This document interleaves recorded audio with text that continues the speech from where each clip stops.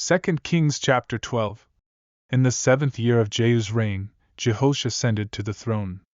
He ruled for 40 years in Jerusalem, and his mother's name was Zibiah from Beersheba. Throughout the time that Jehoiada the priest provided guidance, Jehoash followed the path of righteousness, as instructed. However, the high places were not dismantled, and the people continued to offer sacrifices and burn incense at these elevated sites.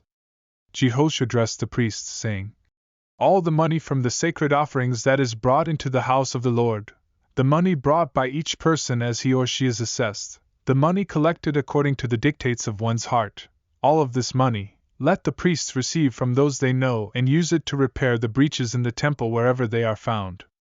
But as time went on, by the 23rd year of King Jehoash's reign, the priests had not repaired the temple breaches.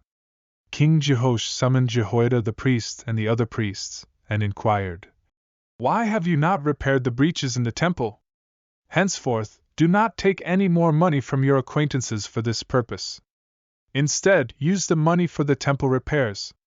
The priests agreed not to accept any more money from the people for repairs. Jehoiada the priest took a chest, bored a hole in its lid, and placed it beside the altar on the right side as one enters the house of the Lord. The priests who guarded the entrance deposited all the money brought into the house of the Lord into the chest. When they noticed a substantial amount of money in the chest, the king's secretary and the high priest came forward. They put the money into bags and counted the funds found in the house of the Lord. They then handed over the money to those who were in charge of the work, who supervised the repairs of the house of the Lord. The funds were used to pay carpenters and builders, as well as to purchase timber and cut stones for the temple repairs. However, the silver bowls, snuffers, basins, trumpets, and other gold and silver articles were not made for the house of the Lord from the money brought in. These items were allocated for the temple workers, who used them to restore the house of the Lord. The overseers did not require an accounting from those in charge of the money given to the workers, for they acted with integrity. The money for guilt offerings and sin offerings was not brought into the house of the Lord, it belonged to the priests. At that time, Hazael king of Syria marched against Gath and captured it. Then he set his sights on Jerusalem.